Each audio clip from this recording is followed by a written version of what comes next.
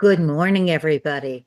My favorite role of welcoming, and this morning it's a particular delight to welcome Dana and Baruch from Israel, who have been here 3 other times, I think. And we're very excited to have them, and it seems just right. It seems like we need their energy this morning in this crazy time in New York and all over. So I know New York isn't the only place that feels the world is a bit crazy now. Okay, good morning. Good morning. Katrina is going to um, introduce Dana and Baruch, even though most of you know them. So Baruch Brenner, an interdisciplinary artist and ordained Orthodox Rabbi. Over the last 3 decades, he has been leading innovator and integrating Jewish and spiritual practices with experiential work in art. For 30 years, he has dedicated himself to researching the world of the body as a vehicle, the realm of consciousness, the language of imagination, and transformational practices through working with ancient songs. Brenner is author of A Diary of a Worshipper, 2022, and co-author of The Art of Prayer, 2025. Dana Ganihar, Master of Science, is a focusing teacher and coordinator, a former board member of the International Focusing Institute in New York. Over the last couple of decades, she has led numerous workshops and seminars exploring the work of psychologist and philosopher Eugene Gendlin. She has taught focusing and TAE, thinking at the edge, at Technion, Israel Institute of Technology, as well as in Innovative and Entrepreneurship program at Tel-Hai College. For 10 years, she worked at Branco Weiss Institute for the development of thinking, training and leading teams of educators and supervisors within the educational system. Dana is a co-author of The Art of Prayer, 2025, and they have some retreats coming up this summer, which they will tell you about. Thank you for coming. Thank you, Katerina. Hello, everyone. Hello. And thank you, Lynn, for inviting us again so we can be with this lovely group. We have good memories from the other time we've been here. Maybe I will just add one more sentence of introduction that Baruch and I founded what we call the Shakyo Institute to explore and teach the project of Gendlin, because our work is really based on his philosophy and his broad perspectives, and also explore the crossing of Gendlin's philosophy and ancient traditions, mainly Jewish mysticism, which deals with the restoration of the human being and the path for elevating life. So you will get a taste from this crossing today. But before we'll say more about what we are going to teach, we will do something we call a question on the edge, which means that I will ask you questions, and I would like you to hear what I ask and then write it down, and then close your eyes and sense again and continue to write. It's very important to write down. It's like elaborate what we sense. Everyone has something to write on. Just see if you have a pen and paper. Today it's not so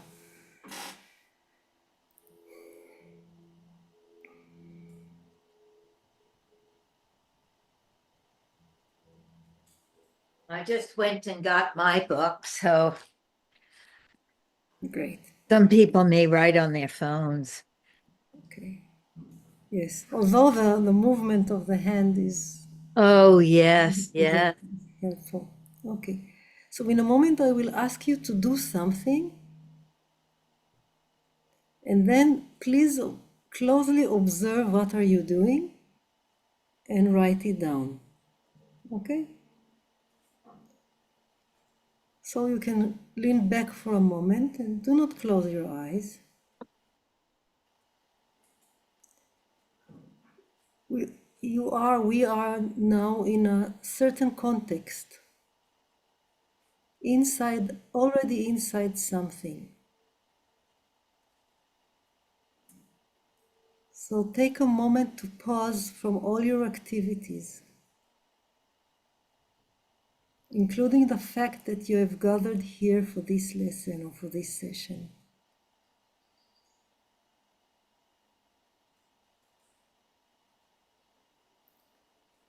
I'm asking you to pause everything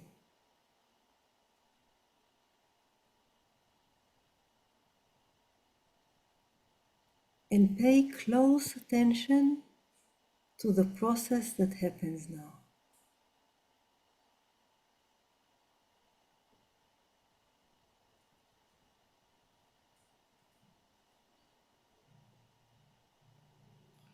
What the sequence is,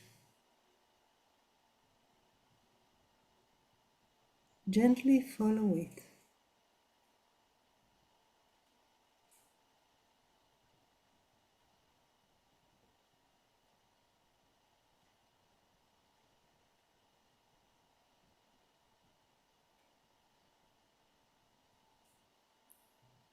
How do you make a pause?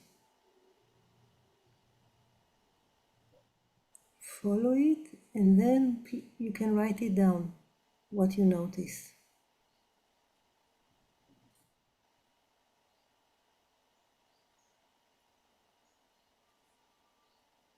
What is the sequence of your pausing?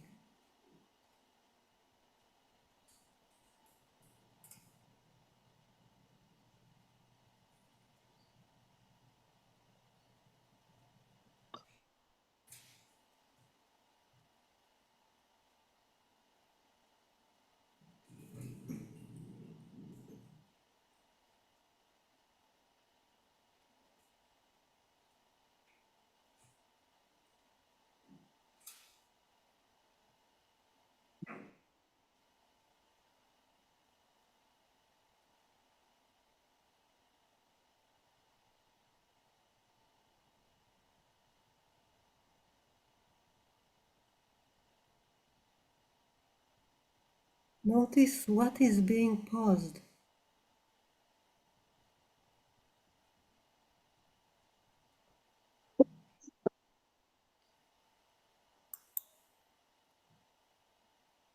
And write that down also.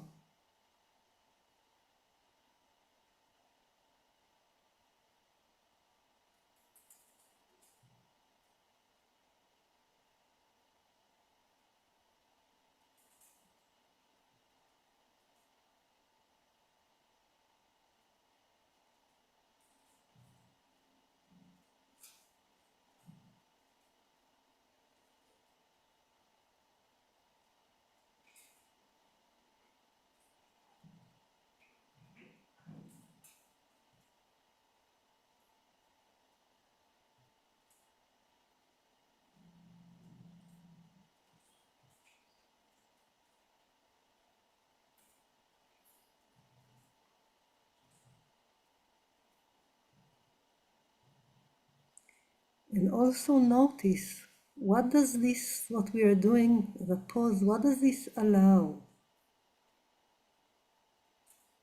In terms of your senses, your awareness, layers of meaning.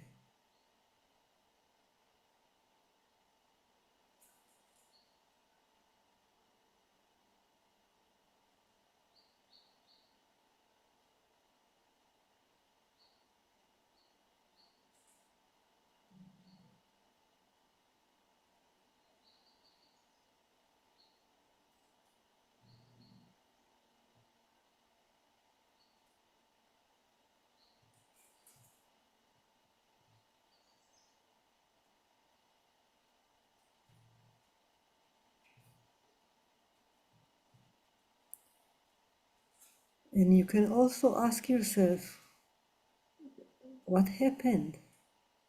What is happening? What is my state right now? How am I right now?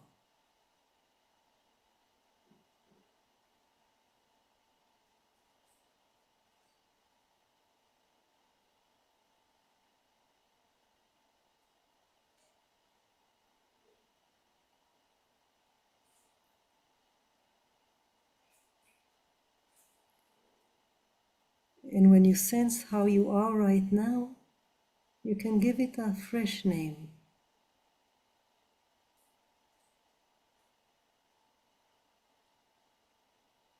Two or three words that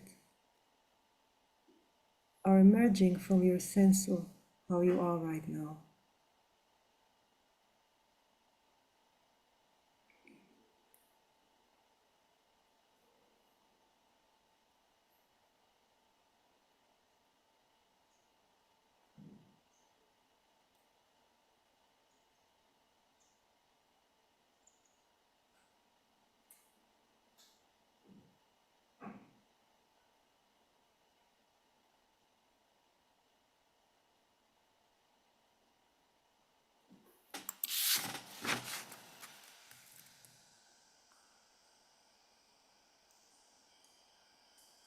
And gently,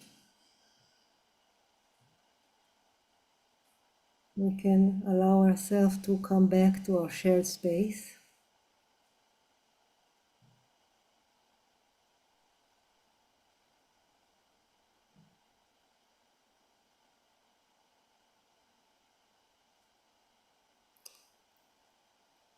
And I invite you to write in the chat something that you noticed, something that was interesting. And we are really looking into minimalistic moves. It's something that you find out in just following your own posing. So you can write something in the chat.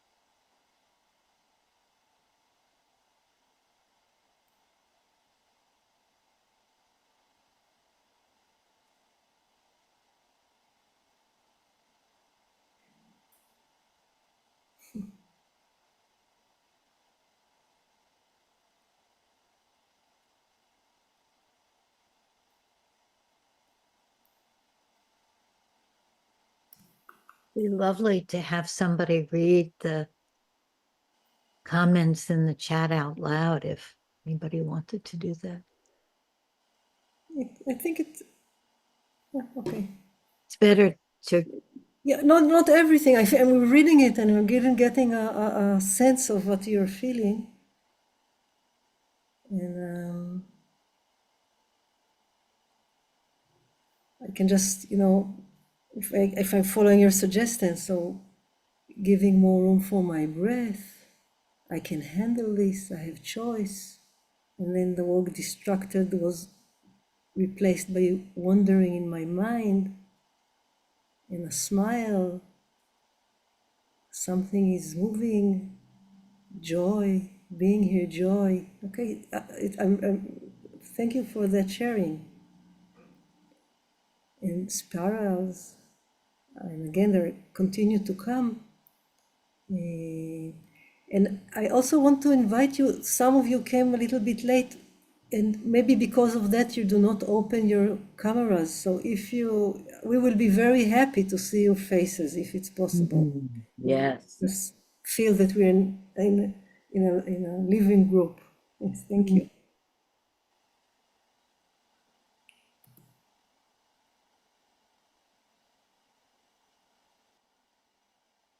Wonderful. Thank you so much. And we will continue from this experience, because this, I can say, this subtle movement that we pose, in a way, it has many impacts. But we want to point how it can, help us to shift between way that we live life, way that we perceive life, we live life. It's a change. In a way, it is a changing point of who we are, and I will explain a little.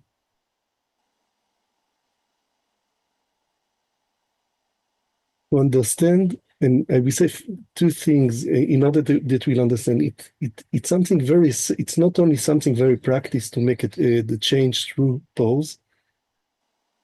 That probably all of us already we have this experience, but it is almost something that I want to say holy, because it can allow us to go out from the world as we perceive it, as we react to it, as we conditioned by it, not only in a negative way, but we live inside patterns. This is the way that we live. And this, I can say, this radical shift can allow us to arrive to the place that, first of all, it is like a different kind of order. It can allow our consciousness to open itself and to be in life, to sense life, to know life from a different place. It's a different kind of knowing.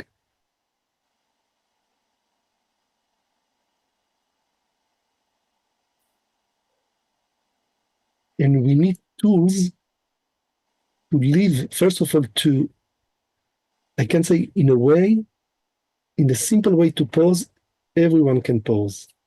But to understand the radical of the act of pausing, it is something that it depends of your growth and your development and your way to live the essence of life. It is not something simple. As much as you know, or you develop yourself to know this place or this state, that you sense life without patterns, it depends of we need to develop in order to succeed, to know how to live this place. This is one thing. And second, how to carry forward new way of understanding or new concept of creation from this place. Because in a way, I will say, it's very low, when Gendlin says that human being is an interaction, he knows life beyond his senses, etc. This is something very logic. In a way, it's very simple to acknowledge it and to accept it. But to know how to live from this place, to carry forward my life from this place, this is something that we need to, I want to say, every human being has to develop himself or herself to have the ability to live through this state. It is a state. Through it, and in a moment we will see a Kabbalistic text that points to this state. In the Kabbalistic word, one of the names of this state, it's in Hebrew. I say it in Hebrew because there is no simple translation to English, is to know the word of the Ayin. Ayin in Hebrew is Aleph Yud Nun. Ayin, usually people translate it many places when they translate it to English, they translate it as nothingness.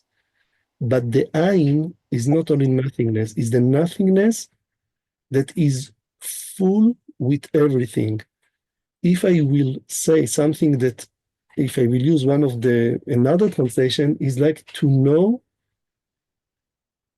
the state of the pre-conceptual, is a state of pre-conceptual way of knowing, of a way to know life. And we have to know how to, first of all, we have to know how to arrive to it. This is more simple. Second, we have to know how to live, to experience it, and to live inside it, not as only that it stop our regular reaction, but to know what is the meaning to stay, to live in this pre-conceptual state. And then another thing that we have to know how from there you stop to react to life and you start to participate and to create new ways to perceive life. In a way, you continue creation in a new way. This is the point that you can start. You have the ability to give birth to new concept. The through it, creation becomes something new.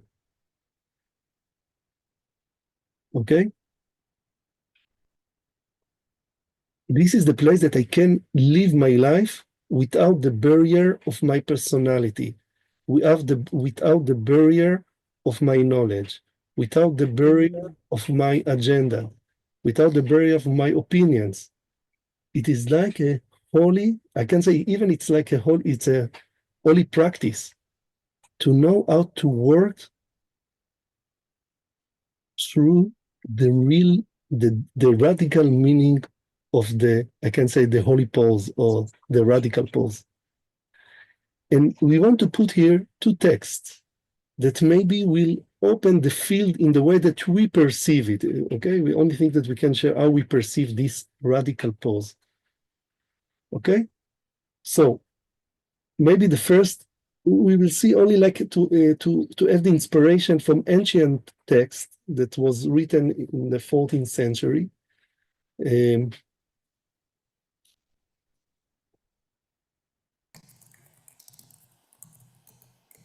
Dana, maybe yes, maybe we start with Gendlin and then we see the Kabbalistic text.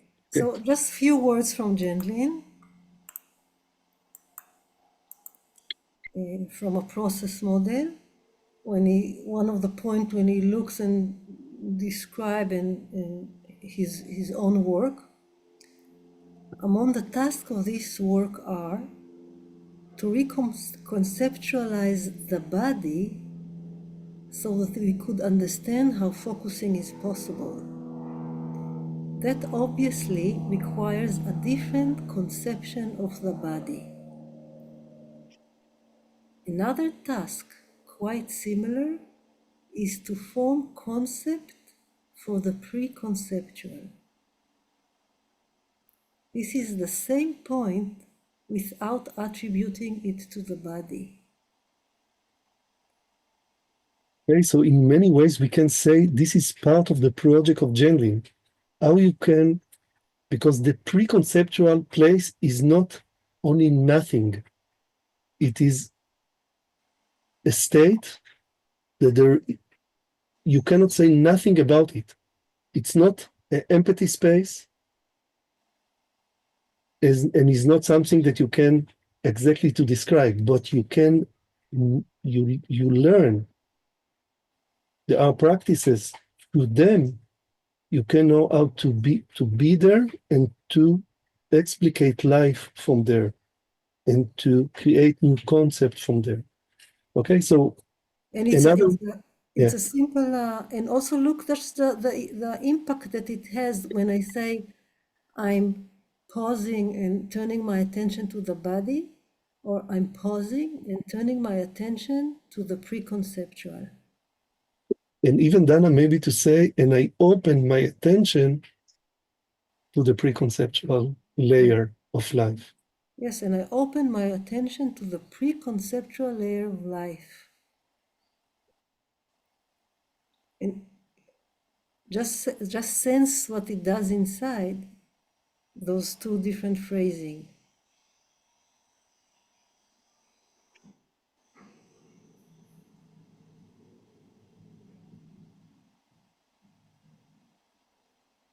Okay, and here is I will read the Kabbalistic text.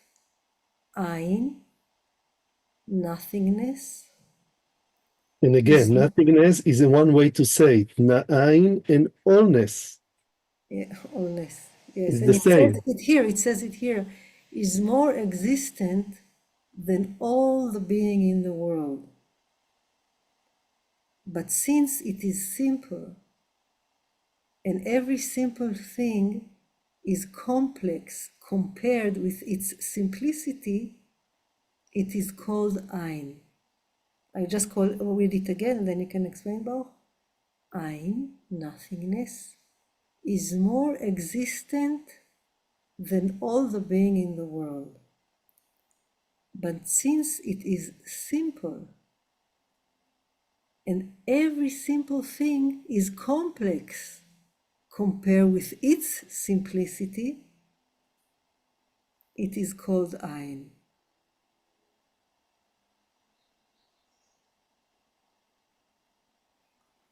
Usually, we want to understand this state, the preconceptual. We want to catch it. We want to understand it. So many times we look at it from outside, but we cannot catch it. You can become it, you cannot catch it. This is the state that all of us know this place. We know this state because this is the most essential thing in our life. And this is a place people will say, okay, it's many times people say it's abstract. It is not abstract. It is more, its existence, it's more exists than any other thing in the world. This is so basic. It's not abstract.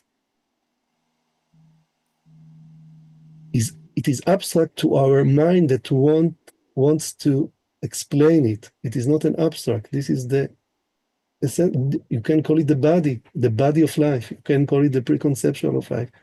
You can call it the essential of life. You can call it in any way that you want. But because it is so simple and everything that we know, we already understand all the stuff in the world in more complex way, the only way to speak about this place, this simplicity, This is the reason why we call it Ein. Call it Ein is like to say, let go from your concept and be it. Okay? Okay. It can sound very mystical, but it's not mystical because, and this is the reason why there is this practice that first of all, we can, and we will now elaborate it, we can pause and we will see what we mean when we say we can make a radical pause. Radical pause is not only a pause, it is a radical pause that can allow us to be there and to take the time to see, to take the process of this place, to be in the process of this place, not only to be in silent, but to know the process of this place and then to know how to carry forward life from this place. Because usually when people there are there, they stay there like in, they think it's nothingness. They don't know the secret of this place, of this state. So they allow themselves to relax in silence, but it is not, this is not the secret of this place, of this state. From there, we know something and we can carry forward things that before we couldn't have the opportunity to carry forward life from there. But I will park for a moment if there are questions or before we continue. Someone needs to ask something or wants to ask something before we continue. Is this something similar to soul?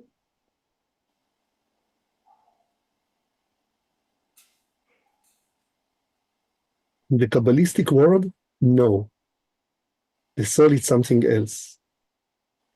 The soul, I don't want to enter now to all the Kabbalistic language, but it is something that from there, maybe the soul emerges. The soul already, it is something that it has inside it this layer. But many times we call it the soul, but it doesn't matter the word. The most important thing is to know how to be there. What is the practice to know how to be there and to know what, and this is one thing, this is one question. The second, because many times people think, for example, when you say soul, that when I speak about soul, we speak about it like a personality. It is something that I have it. This layer can say save us to relate it as something private. Okay, this is one thing why I don't use the word soul.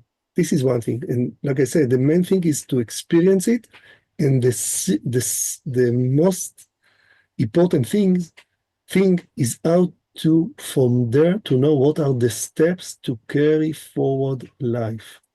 This is the most important thing, because if not, people stay there because it's very pleasure to be there. It's very silent. It relaxes. You can sense relaxation. You can sense bliss. And then you miss the secret of carrying forward. So this is two things that we have to know. I'm wondering if that's the place that my cat lives in. When I look at my cat and look into his eyes, I see that place. But Who knows? yes, I find that there's something scary for me about going there. It's letting go of all the handles, and then that feels like letting go of the boat in the ocean and just letting yourself float in the ocean. And I find that scary. I absolutely understand you, but I think that many times when we are open myself to this state, we can stay there only for a glimpse.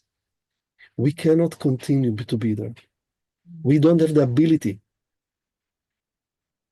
because immediately we are become conscious about it, we become aware that we are there, and immediately we project concept, ideas that I we think know. maybe before we project, that's why Gendlin invites us to slowly pay attention to the direct reference, to the sense. We will read shortly to the feeling of all that.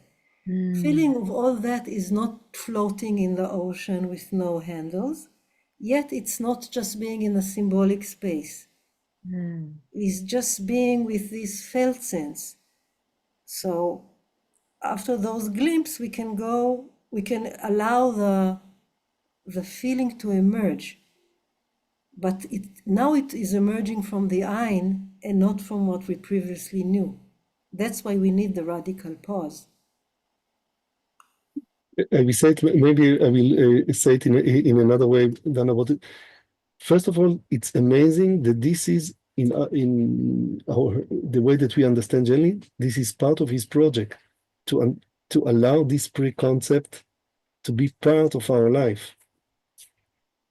But why we emphasize this place? Because usually when someone arrive to this place, immediately we think that we speak about the felt sense. And the felt sense is only something that comes from this place. It is not identified with this place. It comes from this place. And here, there, and maybe this is the right quotation, Dana. Maybe you remember, in one of his wonderful writing of Gendlin, Dana, maybe you remember, he says that if you touch the divine, there is an old phrase that if you arrive in contact with the divine, you will burn yourself. You want to continue, Danny? Remember how he says it? That's why the body is the body is our opportunity not to be burnt away, because something like that. Yes. Yeah. So he owed it, and again, the secret is like you says. From there, now how I explicate life, not to stay The body there. is isolation. The body is in isolation, so we won't get burnt. Okay. Liz, you wanted to ask something? Yeah, I wanted to say that this, whatever this is, seems very alone as opposed to focusing, where you feel that you're with somebody. And I wondered if you could address that. The way meditation can feel, it's only me here, and that's can be scary. I think really we are lucky that we have this setting of focusing, that we sit with someone and we do it. The only thing that we have to know to allow us to arrive to the understanding what we are doing when we sit with someone, and to know this state, not to jump on this state. But I think not to skip this. Not to skip this understanding. I think it's very safety, the focusing setting. Okay? And I think, again, many traditions, ancient traditions, and this is, I want to push it back, to turn it back to the focusing word. Many traditions, this is the reason why they create rituals. Because you are not alone. When you are entered there, you are not alone, because the main reason why we are not alone, because you are not anymore who you are. You are not alone because you are not. But this is... That's so comforting. No, this I said really. This you don't scare because you enter to a deeper level. But this is in another course. But here we are in a very safety place. But this safety place, we want to emphasize the edges of focusing, because in order not to skip to go through this state. And we will see now about it, yes. So we're going to read the text of probably, I'm interested to see who knows it, because it's Mary Hendricks Gendlin who wrote about the pause. Who knows this text? Yeah, I thought that a lot of you will know it. So now we'll read just small parts of it, but we want really to allow her words to function.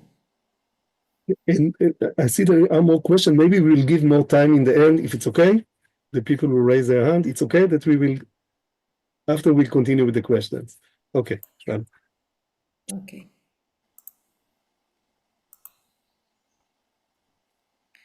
So she writes, it's in the radical, she calls it the revolutionary pause. Focusing is a force for peace because it frees people from being manipulated by external authority, cultural roles, ideologies, and the internal oppression of self-attacking and shame. This freeing has to do with an ability to pause the ongoing situation and create a space in which a felt sense can form. This freeing has to do with an ability, yes, it's an ability to pause the ongoing situation and create a space in which a felt sense can form. Okay, so just pay attention that she's saying what we are pausing. We are pausing the ongoing situation. This is really a revolutionary statement.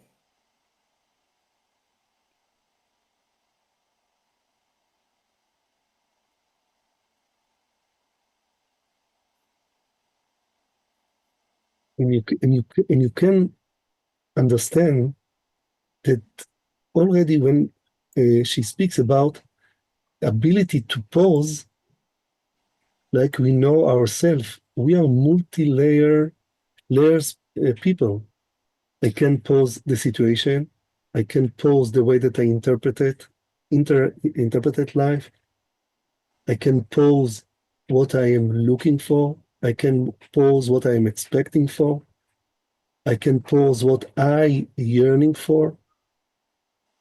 So already we open a scale, what we are pausing from. Yes. And of course, she's not pausing by going to another room. The pausing is moving to a different dimension. This is the space which she's talking about. We're pausing the dimension we live in. By pausing the routine, I am able to form a sense of the whole entire situation, not just behave from within the expected pattern. Instead of feeling only what one is supposed to feel within the cultural situation, instead of feeling only what one is supposed to feel within the cultural situation, one can have one implicit sense, okay, because one can have one implicit sense, and then she goes on. Okay.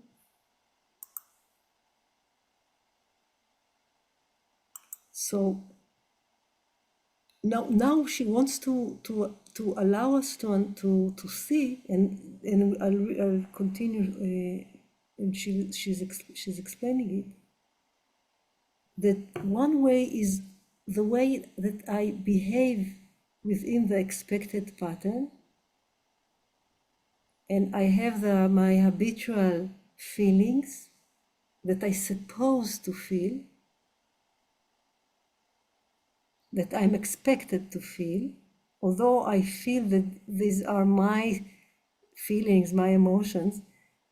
What it is, she's saying, is really what I supposed to feel.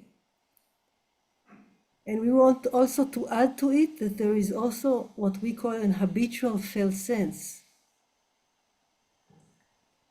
A felt sense that comes from not yet pausing, radically pausing the whole situation. I do have a felt sense, but I do have a feeling that can guide me in a way, but it is still conditioned.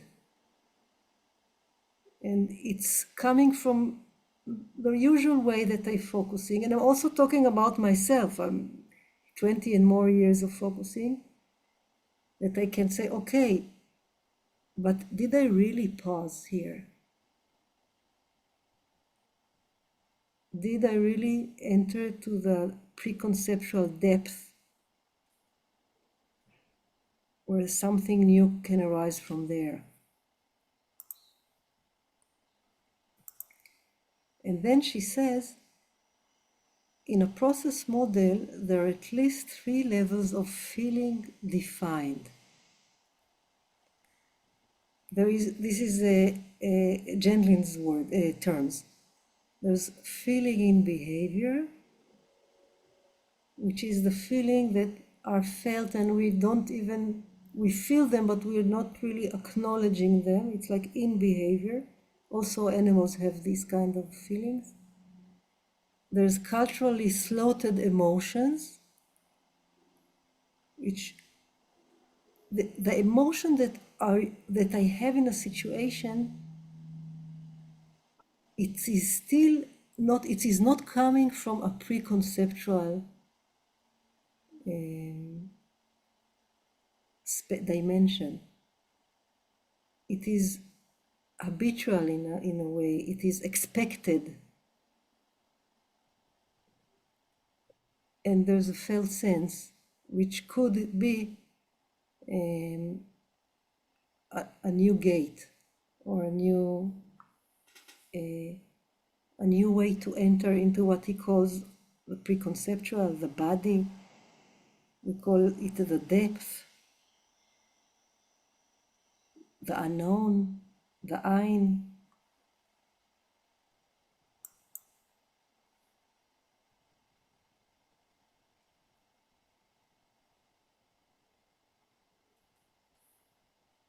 I want to mark something that, again, I think it's very subtle.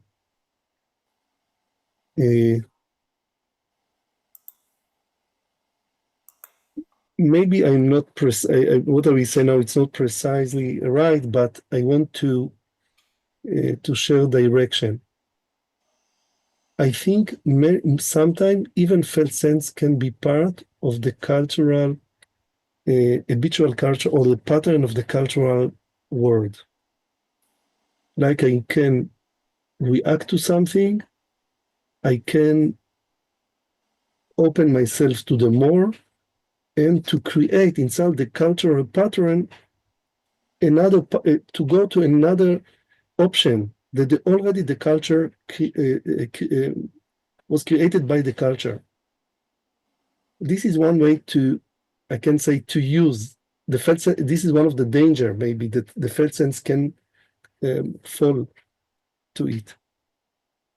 But maybe when Gendlin here points to the felt sense, is that he wants to take us to a place beyond culture, to develop,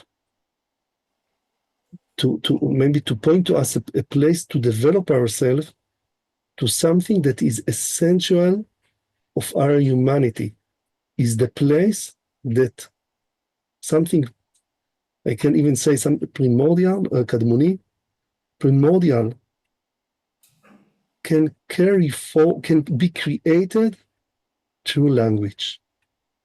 It is the place that I go out from systems, I go out from beliefs, from needs, and he wants like that we will stand again like human beings, and we will be the channel from the preconceptual to the conceptual, from something that is not in the world in a way. It doesn't exist. And from there, like human being, we will open in our life and in our every place, in our situation, in our interactions, we will open a place that we can be human being and not a cultural product. Not someone who is alive but is the product of the culture, but he developed in the ability to be part of creation, not to be part of culture. And I think this is, I can say, in our institute, but in our studies together, this is part of the, for us, it's something of the edge of the focusing. It's the edge of Gendlin, because he has, I think he has the ability, he has this ability to sense life from this place.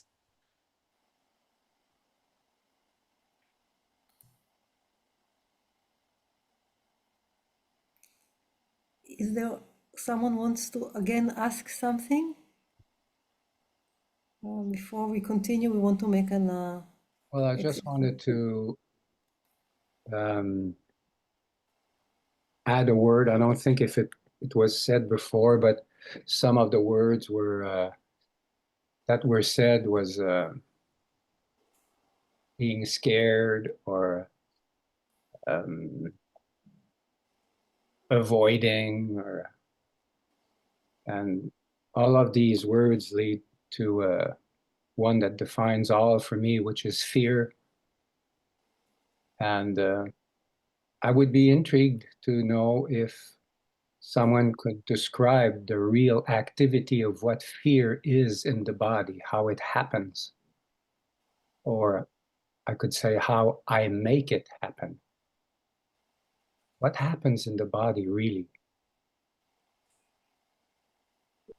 I want to, this is a wonderful question, but the question, if we can, for a moment to wait with this question, I will tell you, and now again, I remember one of the YouTube that when Gene speaks about, and he says, there is this scaring place in us, and each of us has to touch it. Mm-hmm. Because he says, when you will touch it, it's more safely than the regular way that we live our life. Okay, so and really, this is part of the mysterious to be human. Yeah, Nora. Yes, hi. Yeah. You know, I'm thinking about Gendlin and his history and escaping the Nazis and during the war that there were so many existentialists, right? That Annis Nin and other people who wrote about living in the moment. And this is what comes up for me, that his history and how he brought this forward from his life and a way of coping, you know, also with all the horror that was around. So it's just a thought that came to me as you were talking, and appreciating his history and his roots and how this process model developed. This is, I would say, one thread Yeah. that Yeah. implicitly, Yeah. interesting one that implicitly works there. A lot of them, I think, we can never know. Right. It's such a huge vision that he holds. Right. So, Right. okay. So now, I had just one more thing about, I'm intrigued with this idea of going underneath culture to something more basic than culture. In our community empowerment project, we attend to culture by becoming aware of our assumptions and understanding something about our own culture that we've taken for granted, and being open to other people's culture. And that seems like one way of becoming aware of what we haven't been aware of and opening to the more than culture. And this way that you're talking about is a different way, of going down before culture or underneath culture or something like that. Yes, what you're doing feels very soft. It's a soft way, gradual way. Yeah, and I think that focusers, because they know already so much, we can also challenge ourselves to go even a step further, deeper than our cultural, deeper than our regular way that we perceive a personality, and much, much more. And I want to apologize. We can continue the discussion. It's very, very interesting, but then we won't have time to do some exercise.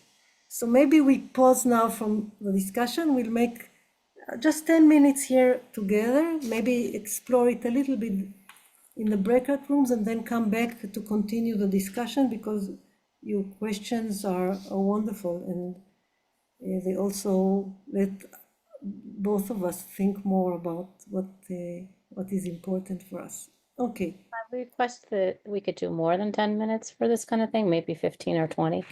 maybe 15 or 20. I'll say, I'm just say, yeah, okay. So we take 15 minutes now together. I will start to ask questions so we can slowly go into the process. And as before, allow yourself to write down what you feel. So, because first of all, it helps us to anchor ourselves when we don't have a partner, so nobody reflects back. So and also when we write, more comes. Okay. So you can sit back. And do not close your eyes yet. But you can just choose something to work with now, some topic that you're occupied with, something that you would like to listen to. So you can choose a topic.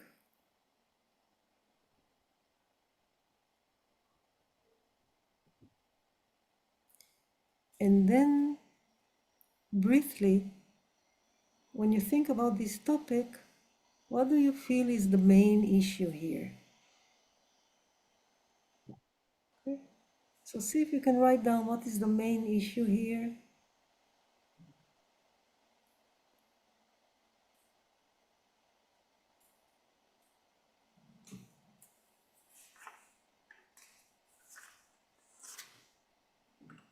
And also add to it 2 or 3 things that you know about it. Okay, what you know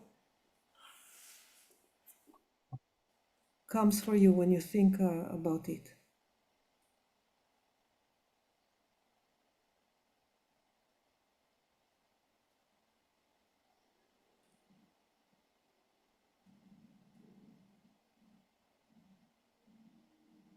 You can also write reactions that you have, like emotions that maybe steers.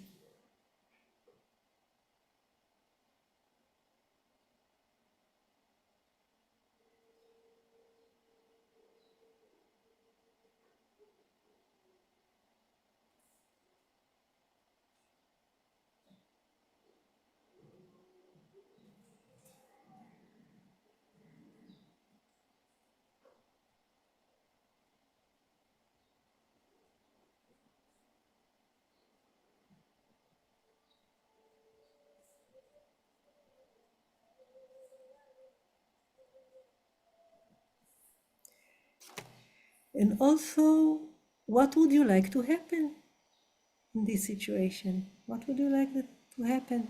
You can also write it down.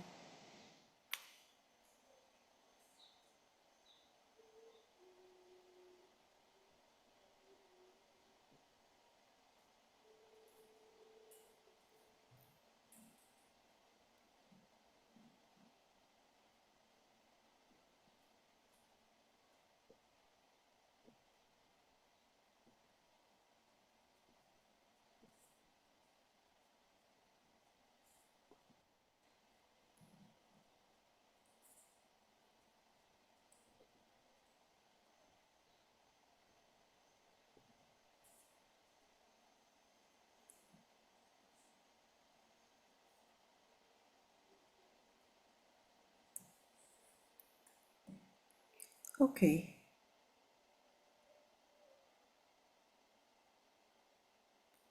And then we can lean back again and allow your eyelids to close.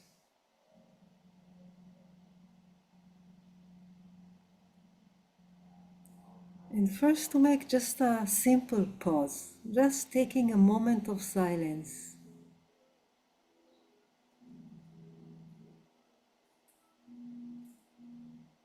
Simply sensing your being.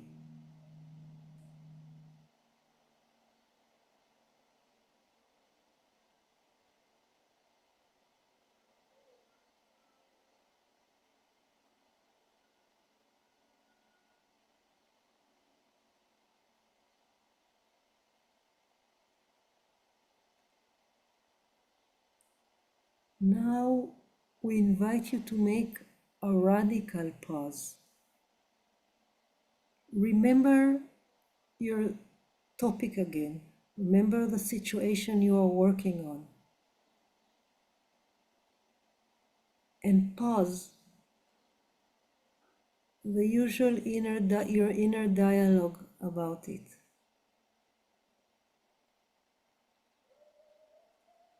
Pause your habitual thoughts about the situation.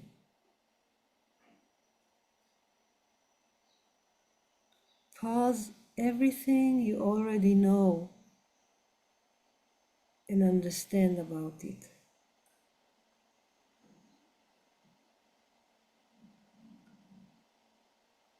All the categories with which you try to approach the situation.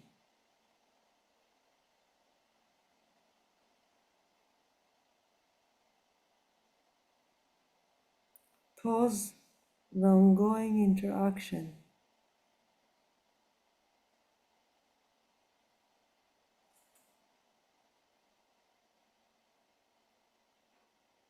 The judgment that you may have, what is right and what is wrong, and how should I react and how maybe other people should react.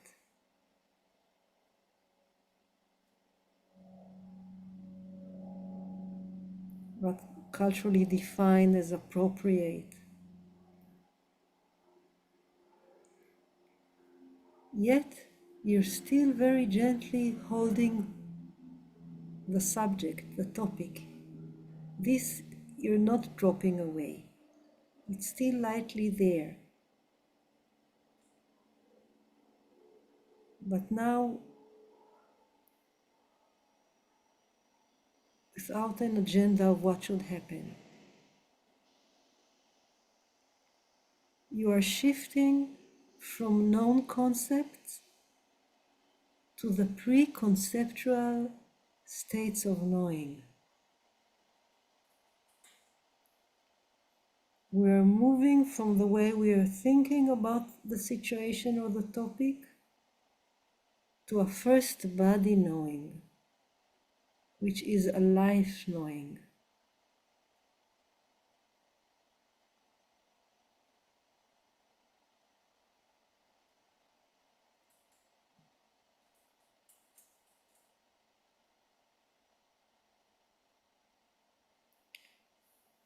What happens now?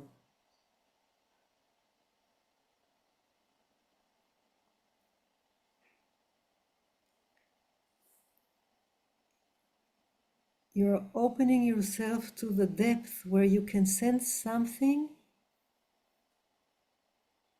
with even if it's without words yet. It may be you have sense meaning, but it's tangible. You cannot explicate it yet.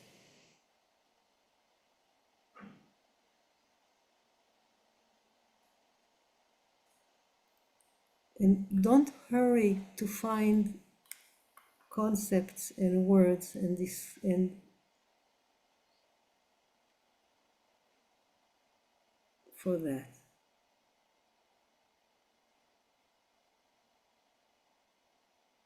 You're slowly letting a new datum to emerge.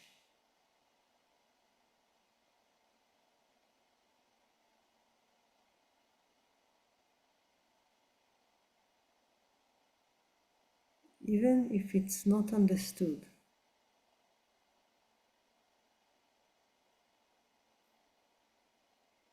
And you can write down what you sense. You can start a phrase like, it's like, or it is as if.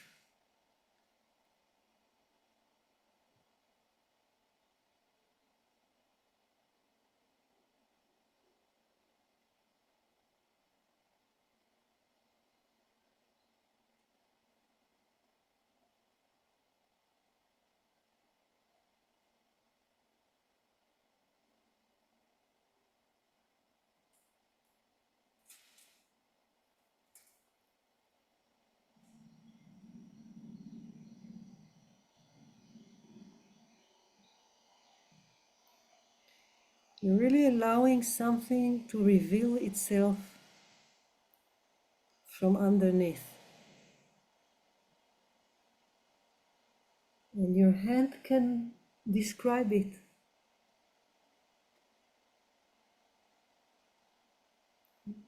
Your hand can continue and open it with writing.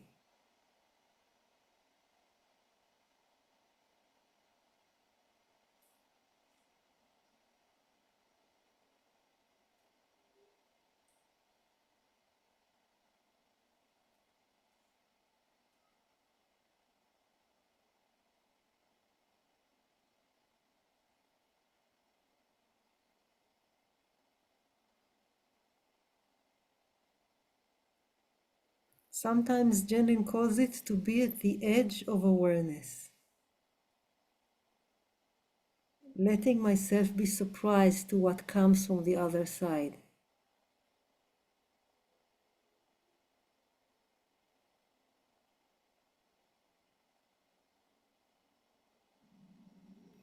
We sometimes call it that you allow yourself to take to the threads of understanding can emerge.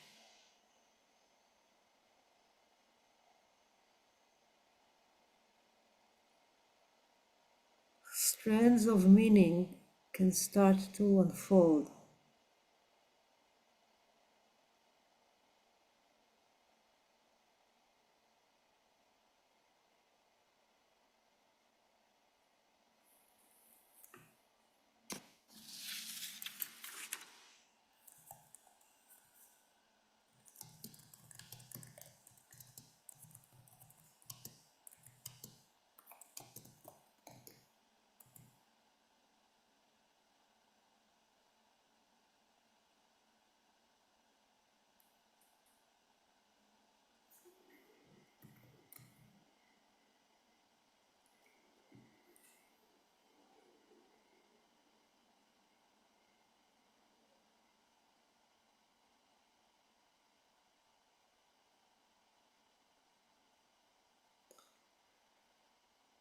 And what we would like now is that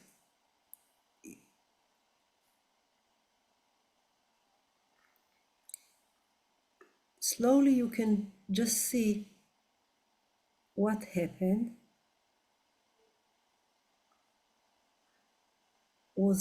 Did something open? Even just a slight new thing, maybe a gate that needed further exploration. And now I would like if you can put them go into the breakout rooms just for 7 minutes each one. Not, just for 15 minutes. So you can be with the edge that you now explored, and you continue to speak from that in a focusing way, from where you reached us just now. Okay? So We're going to 15 minutes and divide it into, Maybe we have to stop at in 18 minutes, something like that. Maybe we should do 10 minutes. okay, I thought we have a little bit longer. Okay, so Yeah. so 10 minutes, just where the edge that you are at. How long do we have now, Lynn? Just We just have about 3 minutes. okay, so we would love to hear with you if something that you understood about the process or that surprised you, or if you have a question. With all due respect, I felt that I remained much in the head. I want to experience this thing. I want a dark cave. I want to be there. I want to see it. I want to feel it, and not enough time. Oh, not enough time. Yeah, I feel a little rushed and thirsty. You know, I feel I'm thirsty, Stay. but Beautiful. Absolutely. We can only open the door. Yeah. You point to the gate and then take time, do it. Try, explore it. But I just want to know, was there a particular question or invitation that you would like to take with you to further explore when you have time? Are you asking me, do I have a particular Yes. question? Yeah, from the question that is something that is like a pointer that you say, okay, this is interesting, I want to take it to try to explore it, let's say if you have more time or in another occasion. Something that you find that is interesting for you to explore. I have questions. I will explore, but I feel my path is still not very clear to me. And I don't know if this mysteriousness is a part of the journey. I don't know. But I feel like, what the heck? You know, I want to know. Like, it shouldn't be so difficult. You know. Okay. Okay. More people.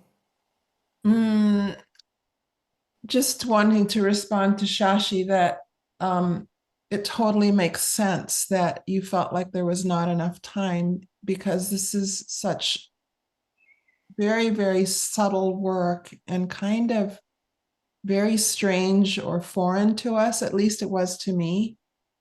And I'm just going to use this opportunity to let you know that Dana and Baruch will be coming to Michigan. I don't know where you live, and we can spend 2 days exploring this material with them in Michigan. And I just posted something in the chat of with a website where you can learn more about what we're going to be doing. And I just really want to invite you to meet the hunger that's there, that wants more. Thank you, Milagros. Yes, thank you. Thank you.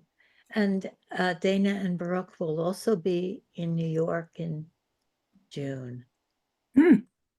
Shop. We are very excited about this opportunity. One last question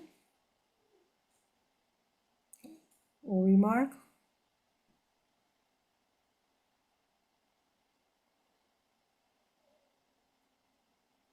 I want to explore that place that we were talking about right before we came back about the meeting of the letting go and the following, and how do they come together? And I think of following as what we do in focusing and letting go as what we do in meditation, but that's very crude, I know, but something that I want to explore in that direction.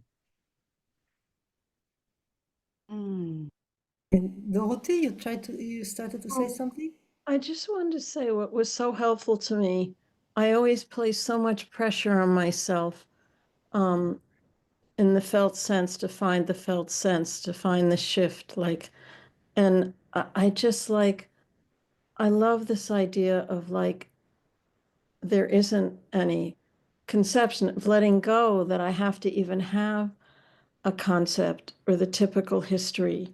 I just really felt I heard you both today in a different way, and it led to a more acceptance of the issue I struggled with when you gave us the exercise. I felt like I didn't have to solve anything. It could just sit there and evolve. And I just came to a different place around it, which I'm grateful for, because I'm always like, have to be the good student and do it a certain way, you know? So thank you for that. Thank you, Dorothy. Can I still say something, or is Yes. this Okay. for me that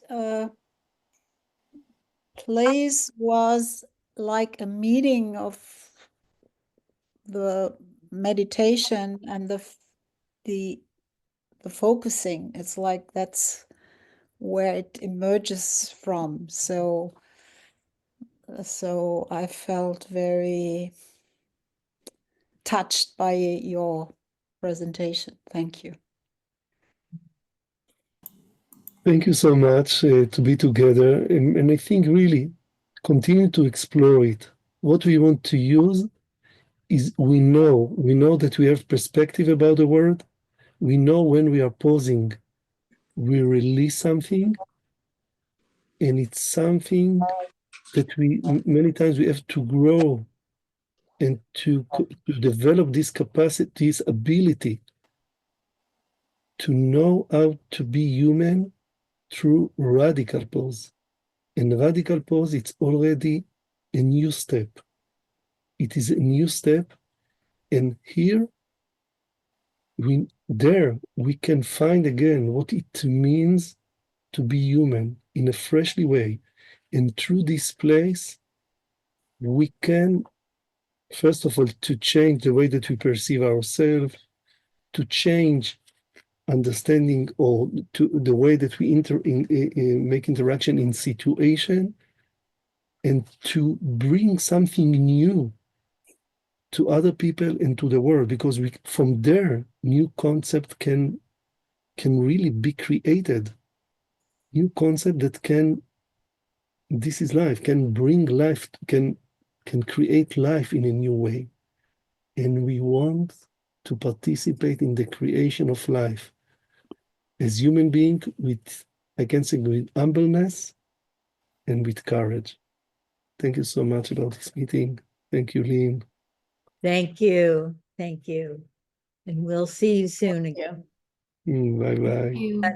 Good week. Thank you. Bye. Bye. Thank you so much. Thanks, everybody.